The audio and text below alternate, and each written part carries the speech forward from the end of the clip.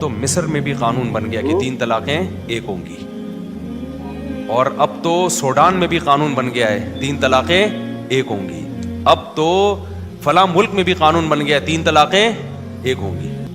اب سعودی عرب کی عدالتوں نے بھی 3 کو ایک کر دیا ہے، رپورٹیں آ رہی ہیں، ابھی مستند خبر نہیں ہے، لیکن یہ کب کیا ہے؟ سن 2022 میں یا 21 میں۔ سعودیہ میں اسلام سن 2021 میں آیا 22 میں آیا؟ بولو، سعودیہ سے تو اسلام نکلا ہے۔